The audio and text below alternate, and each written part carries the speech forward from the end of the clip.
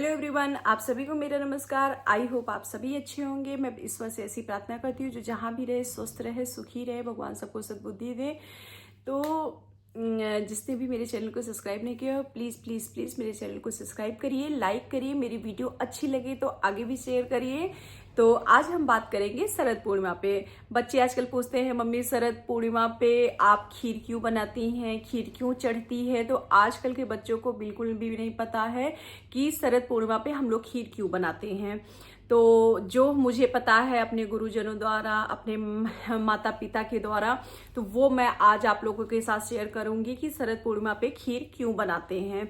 तो शरद पूर्णिमा के दिन ऐसा माना जाता है कि चंद्रमा अपने 16 कलाओं से परिपूर्ण होता है और धरती पर वह अमृत बरसाता है।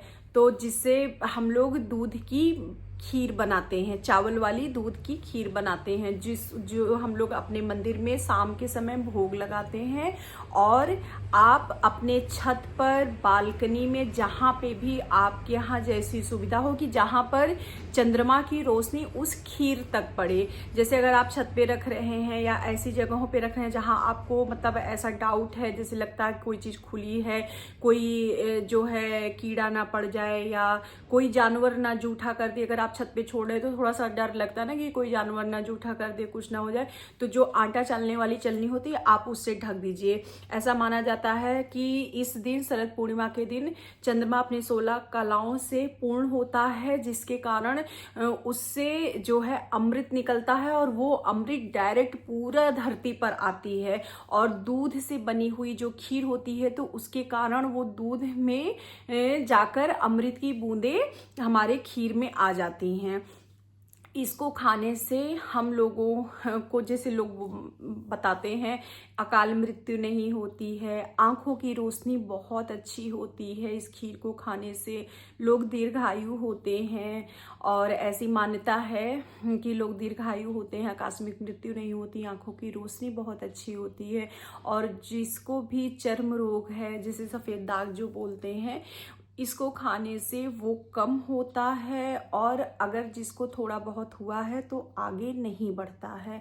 तो इसलिए जहाँ पे भी हम लोग खीर रखें, जैसे अगर आपके इतना है कि यहाँ पे कोई जानवर नहीं आएगा या कोई चीज़ जूठी नहीं कर सकती, तो उसको ढक के या ऐसे ट्रांसपेरेंट कपड़े में भी आप अगर थोड़ी सी कटोरी वगैरह में रख के ऐसा बांध दीजिए कि उसमें मतलब चंद्रमा की किरणें या रोशनी उस खीर तक जा सके, तो उससे अमृत की बूंदें अपने आप एब्जॉर्ब हो जाती हैं खीर में।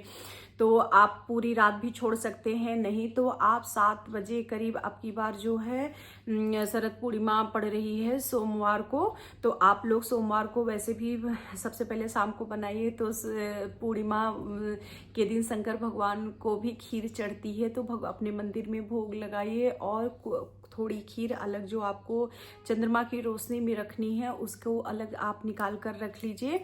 तो आप अपने छत पर या अपने बालकनी में, जहाँ जिसके पास जैसी सुविधा हो वहाँ पर रख दे। मलमल के कपड़े या चलनी से, जैसे हमने बोला आटे चालने वाली चलनी से, आप उसको ढक दीजिए। और अगर आप पूरी रात छोड़ सकते हैं तो पूरी रात छोड़ दीजिए, नहीं तो आप 7 बजे 8 बजे तक रख दीजिए। और रात में 12:30 1 बजे तक आजकल मैक्सिमम सब लोग जगते हैं, तो 12:30 1 बजे आप लोग खीर अपना उठा लाइए। और चाहे तो उसी समय थोड़ा थोड़ा सा खा लीजिए, चाहे तो रख दीजिए, उसको सुबह खा लीजिए।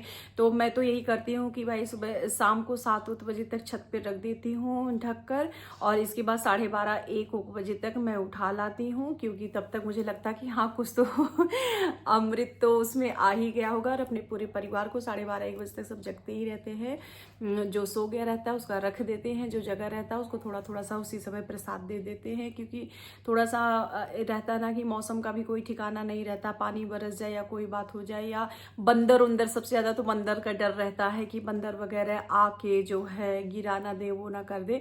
तो शाम को मैं रखती हूँ 7 बजे और 1 बजे तक हटा लेती हूँ। अगर आपके यहाँ ऐसी सुविधा है कि बालकनी से सीधे रोशनी आ रही है हमारे बालकनी में, बहुत सारे लोगों के यहाँ ऐसा होता है, तो आप ना रात भर भी छोड़ दीजिए, सुबह खाइए, और भी अच्छी चीज़ें हैं। तो जैसे जिसके यहाँ हो सकते हैं, इसके पीछे की कहानी बस मुझे जो जानकारी, आप लोग भी मुझे कमेंट करके बताइएगा कि आप लोगों की भी ऐसी ही मान्यता मानी जाती है कि और भी हम लोगों के यहाँ बस यही मान्यता मानी जाती है कि लोग दीर्घायु होते हैं, आंखों की रोशनी अच्छी होती है, जिसको चर्म रोग मतलब जिसको सफ़ेद दाग वगैरह होता है वो कम हो जाता है, या जितना हुआ है उस पर ही रुक जाता है ये खीर खाने से, और जो है आंखों की रोशनी अच्छी होती है। तो आप लोगों को खूब ढेर सारी शरद पूर्णिमा की बधाई हो, और भगवान सब माता रानी सबको सुखी रखे। तो कार्तिक का शुभागमन हो रहा है, तो कार्तिक की भी हार्दिक शुभकामनाएं आप लोगों को, शरद पूर्णिमा की भी हार्दिक शुभकामनाएं आप लोगों को।